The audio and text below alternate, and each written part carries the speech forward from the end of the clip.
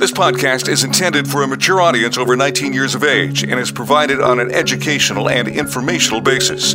Any material presented is for informational purposes only and should not be taken as a substitute for professional medical advice or as an endorsement or medical claim by Pattison Media, Everything Podcasts, or any advertiser. Chew on this.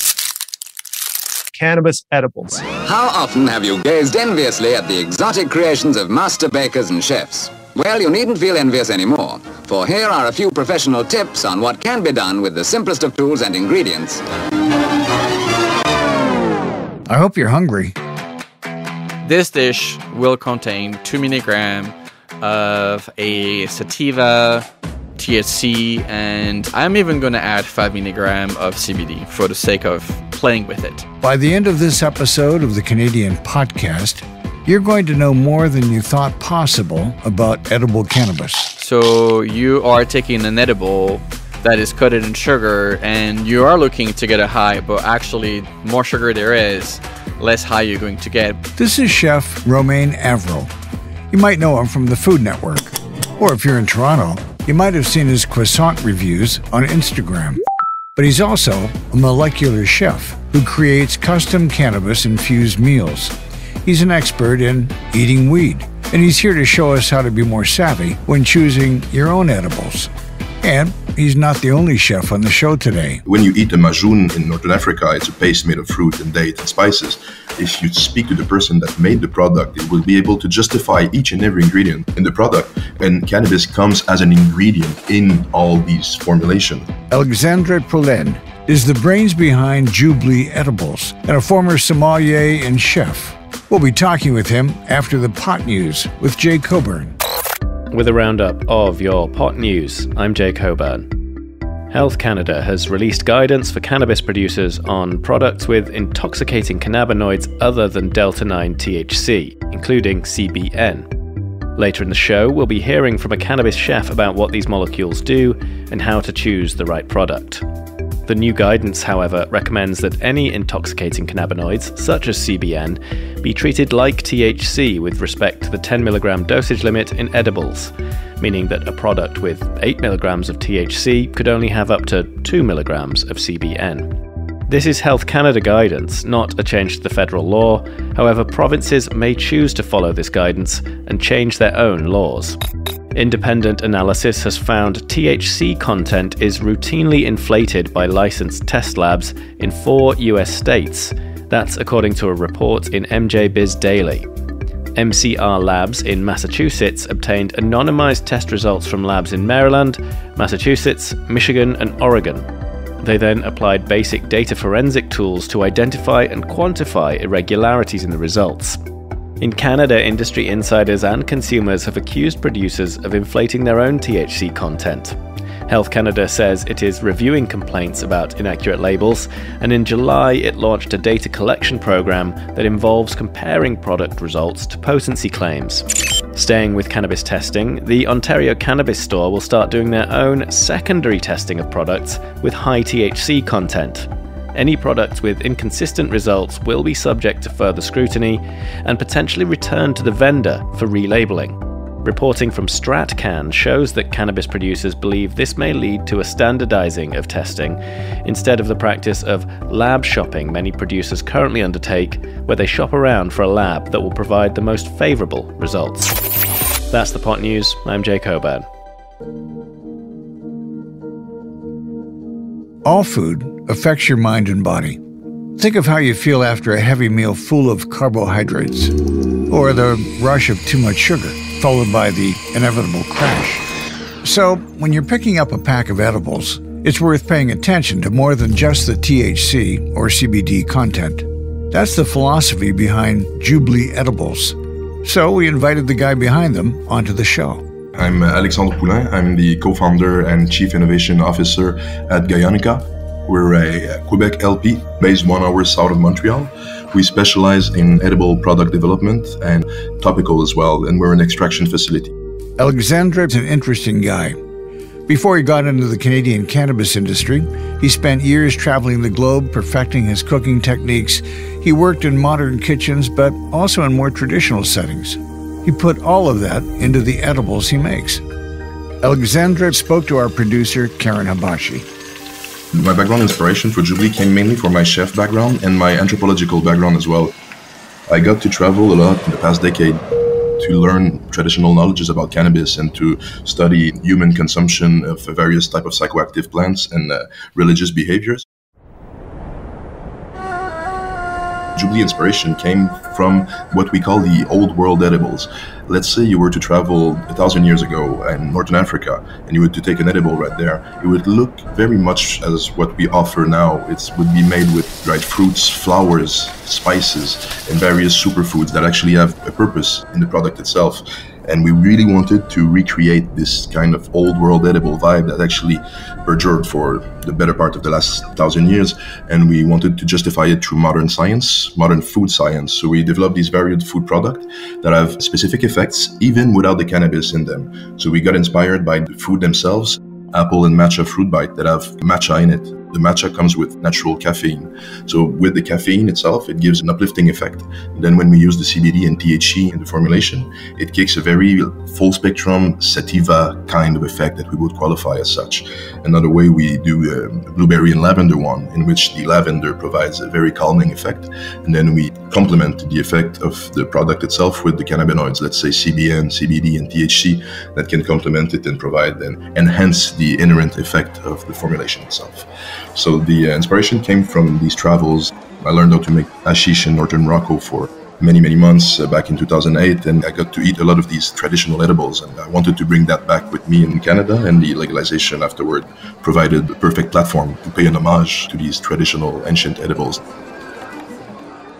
Did you feel there was a gap in the edible market when you started vegan options or sugar-free options? So that's why more of your interest was to create something that's inclusive to anyone? I really wanted to create a product that, regardless of the health background or the medicinal background of the person, that most people could eat and metabolize and have effect from it. So we decided to go with this vegan, gluten-free, no sugar added approach. So it's all the sugars from the fruit itself. And yes, we thought there was a gap in the edible world.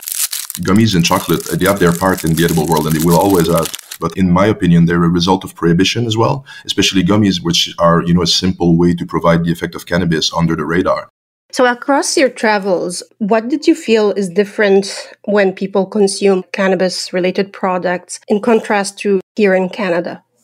I'd say it depends on the part of the world itself, but a striking difference in the traditional way to consume cannabis is the purposeful consumption. In particular places in northern Morocco, let's say in the Rift Mountains, they'll have particular hashish that's been oxidized by light and that can provide CBN. They don't call it CBN over there, but they will use these products as such to create sedation for, let's say, old people not to wake up at night to be healthier. And I'd say the differentiation in the consumption would be the purposeful consumption and the treatment of cannabis as an ingredient, not as the central player in the whole edible thing. When you eat a majoun in Northern Africa, it's a paste made of fruit and date and spices. If you speak to the person that made the product, it will be able to justify each and every ingredient in the product. And they would say, this one is to help you digest, this one is to help your gut health, this one is to help you stay awake, this one is to help you sleep better. And cannabis comes as an ingredient in all these formulations. I'm North African. My first interaction with cannabis, we don't call it cannabis, so hashish, basically. Yes, hashish. I feel like even the texture and the smell is different than the regular cannabis here. Oh, very much. It's very appealing over in North Africa. Oh, yes, it's treated as medicine. It's super important in the local culture, as you surely know. And as you said, the smell, the texture is very different. And there's purposes behind those smells and those textures. And today's science, we're beginning to explain these traditional knowledges that are very, very deep and very complex. We're just explaining it right now. But, degradation of cannabinoids, using of cannabinoid topically, and various ways of ingestion. It's very amazing what has been done before. And we need to dig deep in it and to respect the cultures where it comes from as well. One of the things that you were mentioning is that lots of people who deal with plants or herbs, for instance, in Africa, it's mainly from our ancestors knowing these ingredients help with such things, in contrast to the Western world where it's more like research. But for us, it came from our own history and our own background. But you teach classes and you have study in botany and you're a molecular sommelier. So tell me, how do you feel both worlds colliding, the old and new worlds, in your studies, in your teachings, in your work in general? I think the modern food science and the modern studies of the Western world can be used as a justification of the traditional ways as well. And let's not talk about food, let's talk about breathing techniques and yogas in India. We see that these traditional practices have an effect on the human stress level, on the bloodstream. I think modern food science and modern science in general can be an ally in justifying and applying these traditional knowledges to justifying them. Not that they need justification at all, but I think it's just interesting to know that these modern tools that we have can actually provide some explanation. When I was researching you, it said that you were a molecular sommelier. Can you explain this to our listener? As a trained chef, I always approached the culinary world with a molecular approach. Actually, I wanted to deconstruct various flavor profiles to understand which one mix well with another. It's not something that I invented. Molecular sommelier and molecular food is something that is well versed since the 50s. But there's some great characters here in Canada, especially in Quebec. François Chartier is one of the greatest sommeliers in the world and has developed this discipline of molecular sommelier even deeper than anyone else in the world. And as a disciple of this particular sommelier, I always was keen on deconstructing the flavor profile of the fruits, of the wine, of the foods that I was pairing with for the evening that I was creating. One of my specialty back in the days when I was a chef was recreating travel. Let's say people had their honeymoon in southern Italy and they wanted to reproduce their trip on the Amalfi Coast. My work was to study the history of the place, the narrative of the couple that wanted me to recreate the experience itself, and to be able to match on the molecular level the experience and to recreate and to tell the story of their travels in a meal. So I'd say the molecular sommelier helped me when I entered the cannabis world. As I said, as a very early player in the ACMPR world back in the days, I had this molecular knowledge that helped me understand the plant itself. I was already talking about terpenes and flavonoid in my past life. I just understood cannabis as another ingredient that I needed to deconstruct, and it's a psychoactive effect that I needed to understand to match well and to provide specific effect for the customers. So what's next for Jubilee? There's another segment of Jubilee that's called Jubilee Extract. We do our own extraction in-house. We don't purify it, we don't filter it, we don't winterize it, we don't use solvent. We only use CO2 crude extract, very, very crude product that has phenols, terpenes, and very wide spectrum, very strong taste as well. That's why we worked very hard to match this taste with our particular formulations for it to work very well, like in the Majoun in the ancient world. People were saying, how can we get access to this extract? Because we want this full spectrum extract. So then we decided to put 1 gram of full spectrum crude CO2 extraction in a little syringe applicator that people can use. It's fully decarb. It's going to be the cheapest extract on the Ontarian market. Let's say they want to benefit from the blueberry and lavender fruit bite, but they want to enhance it to feel the full effect because they have stronger tolerance. They'll be able to buy this little applicator syringe filled with 1 gram of this full spectrum crude oil that we do in a house. It's a hybrid blend of flowers. And then they will be able to put a bit of this extract on the fruit bite and to enhance it and to elevate the experience. And this extract can be used as well to infuse your own joints and to infuse your own bowl, bong, and such. But it's mainly made for edible purposes.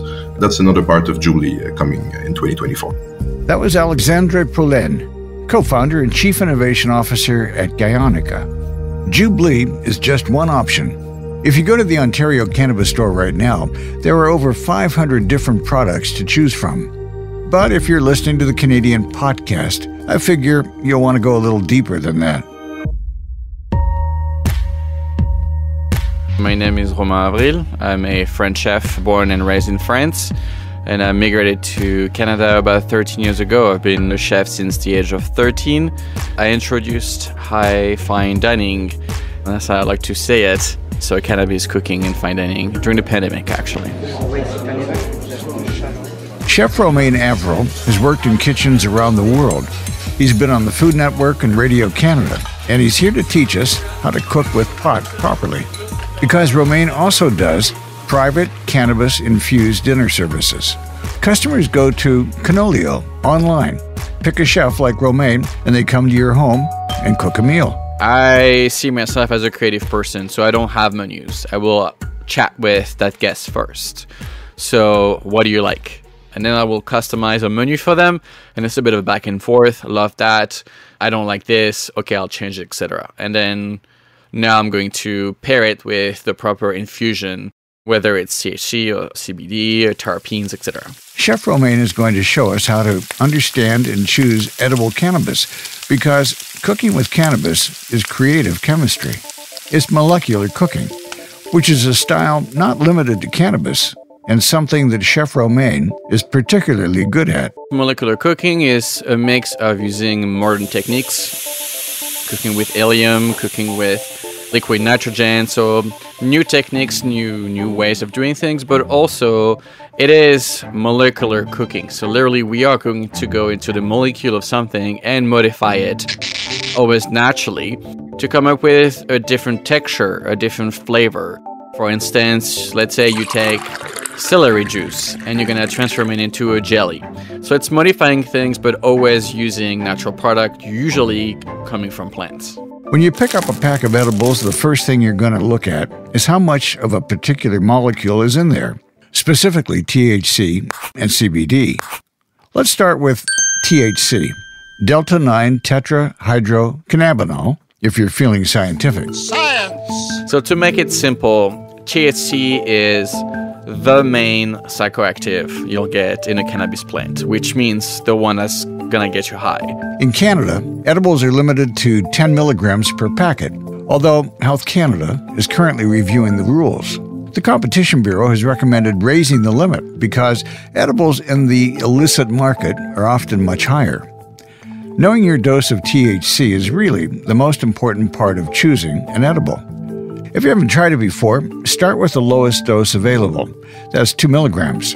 You can put more milligrams in, but only time will get the milligrams out of you if you overdo it. So, pace yourself. Chef Romain doses his meals based on what his customers want, but he says it's usually around 20 milligrams across the whole meal. That's a whole evening across maybe 15 dishes, and he's really meticulous about how he spreads it out. So that's where micro-dosing comes into play. I think those two words, micro-dosing, are the most important ones when you actually cook with cannabis. You have to be in control of what you're doing. You have to be able to tell each customer how many milligram they had in their food, where was it, how it was incorporated. You have to know exactly what you're doing. That's really the key. This is where you look at the menu and look where it can be placed. For example, let's say I have a tortellini course. That's where I'm going to do my infusion, because I can do each of my filling to the milligram. So let's say this person wants, let's just say 2 milligram for the sake of this. This dish will contain 2 milligram of a sativa, THC, and I'm even going to add 5 milligram of CBD for the sake of playing with it. And I know that my ravioli or whatever pasta I'm using, I'm putting 18 gram of fillings into each tortellini or whatever I'm doing. So once I've done my mixture, my ricotta mixture, for example, then I'm going to take my 18 gram of filling that I have, and I'm going to infuse this because I know that the full amount is going to go into the filling and going to go into this person. Chef Romain says that it's important to pay attention to more than just the THC content when figuring out your THC dosage. That's why he often avoids using a lot of sugar or buying sugary edibles like gummies. Think of sugar as a barrier. So you are taking an edible that is coated in sugar and you are looking to get a high, but actually more sugar there is, less high you're going to get. Well, you're going to get high, but basically your liver gets almost like coated with that sugar, and the THC or the molecules cannot actually penetrate your stream the same way as if there was no sugar. So 10 milligram of THC without sugar and with sugar does not have the same effect on your body. And regardless, when I cook, my style of cooking is lower fat, lower sugar to begin with. It's really hard to do a 10-course menu with a lot of fat, a lot of sugar. Your brain's going to start to get foggy, you're going to feel uncomfortable. Those are caused by sugar and fats. So that's THC.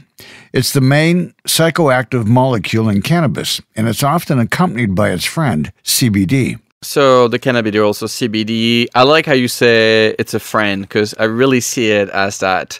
When you watch animes, when you're a kid, there's always those characters when you have a little angel and a little evil on your shoulder, and then you don't know where to look. Shame on you. Don't listen to that sissy. I feel like THC is a little evil, like it's gonna get you to no good, and the CBD is that angel and here to help you out, right? Because CBD is sort of the counterweight to THC, Chef Romain likes to put a lot of CBD in the latter stages of his meals. It's not going to give his diners that high feeling, but he says that CBD can subtly change their mindset. This is when it's going to calm you down. The same way when you drink alcohol, you're going to say like, well, we're going to have like one last one, like a little digestif. I can't remember the expression in English, but, to cap it off, right? So this is kind of like how I see CBD. It's going to put you into a calmer mindset. You're going to feel like very chill, and you most likely are going to go to bed. So this is kind of like the mood you want it to be in, and you kind of want to like just be relaxed and just be good and forget about all your problems for a little while and just enjoy the company of people that were on the table and just be well, within your body. THC and CBD are the two molecules that you're going to see listed on every packet of legal edibles, even if it's just to state that there is 0 milligrams of one in that product. There are a couple of others that have started appearing in newer products, though, CBG and CBN. So CBN, which sounds a lot like CBD, so we have cannabidiol and cannabinol, so like one little letter makes a bit difference. It is derived from the Cannabis sativa plant. So if you take THC and you let it dry out or you let it age, so almost like the product is going to start to deteriorate, then this is where CBN is going to arrive, right? In a way, it's similar to CBD, but you could also get high. I would say it's almost like a hybrid of CBD and THC. And the new kid on the block is CBG. Chef Romain says that this molecule is pretty much untested right now. We don't really know what it is. People might make claims, but nothing's proven. However, it doesn't appear to have an obvious psychoactive effect. So CBG, funny enough, we never talk about, but at the same time, it's where it all starts. So CBG come from the younger plants, right? So it is almost like the mother of all the other particles, all the other molecules. So that's where it starts. You don't have any high effects, so you're not going to have any psychoactive, particular in CBG. We're almost done with the chemistry. Last up is terpenes. Not all edibles list their terpene content, but some do. If you were looking to buy the wild real fruit pear gummies, for example, maybe because you're looking for a lower sugar option, then they say this on the OCS website. Contains 5 mg THC and 5 mg CBG combined with the terpenes limonene, linalool, alpha-pinene, and beta-pinene for a balanced, euphoric experience. Terpenes aren't just a feature of cannabis. They're in all plants. You can find terpene in a lemon. You can find terpene in an orange. You can find terpene in a tree. Even on animals, for some animals, they carry terpene. They have like a musk, right? So, we often talk about the musk of an animal. That's a terpene. It's an oil that they will actually produce. There are more than 20,000 terpenes in the plant world and over 200 in your average cannabis plant. So don't worry if you don't recognize the name of one on the packet. You basically just have to look it up online. When Chef Romain works with them in his kitchen, he uses an extract which he sprays onto the food. Terpenes can be really, really strong, so he uses only a tiny amount. I like limonene because for food, it's probably the easiest one to use, limonene, lemon. So find, obviously, a lot of citruses with those citrus accent and super easy to work with in the kitchen. Some other common ones are myrcene, found in hops, basil, and mangoes, and pinene, which is associated with pine flavors. Chef Romain says it's also worth checking if the products you're looking at have an indica or sativa base. Not all products share this information, though. Historically, cannabis indica was the plant with the more sedating effects, and cannabis sativa was more of a energetic high. But today, the two plants have been interbred so much that it's more of a shorthand than anything. So, Chef Romain uses this information to take his guest on a journey throughout the evening. I look at it as a roller coaster. Whether you use something that's going to excite you at the beginning of the meal, we're going to go with something that's going to calm you down close to the dessert. Right, so that's the two things, like what type we're going to use, if it's going to be sativa or indica. And then I don't like to start very strong and then kind of like calm you down. I think I like to start to have something a little bit high, and then we're gonna calm down, we're gonna go back up and calm down and have like one last little high, and then this one's gonna finish you off. So by the time you're done dessert, you're gonna feel like you're pretty much ready to go to bed.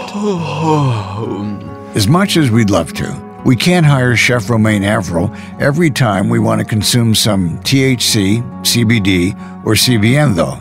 Usually we're going to the nearest dispensary and buying whatever they have available. I think you're probably capable of choosing your own products by now, but Chef Romain has brought some of his favorites to start you off. He's in Toronto, so all these products are available in Ontario. So the first one is a THC dark chocolate by Bang. That's Bang, with an H after the B. It's a 10 milligram one. I love dark chocolate. It is my kryptonite. Like, I eat way too much of it, and I love dark chocolate because obviously you have great flavor, but also it's lower in sugar. The Bang THC Dark Chocolate is currently selling for just over $5 in the Ontario Cannabis store. If 10 milligrams sounds like a lot, you can break it into pieces and eat just a little at a time. Chef Romain also recommends Chowie Wowie's chocolate products. We have a sea salt and caramel milk chocolate. I do love chocolate, so sea salt and caramel to me are amazing flavors. They do work really well. It's a 10 milligram too. And you can have kind of like a little chocolate with a drink or after dinner while watching TV. It works really good. Chowie Wowie's chocolates retail for between $5 and $6 at the OCS. The fourth one is a raspberry iced tea. So it's a different way of consuming it, and I do enjoy an iced tea.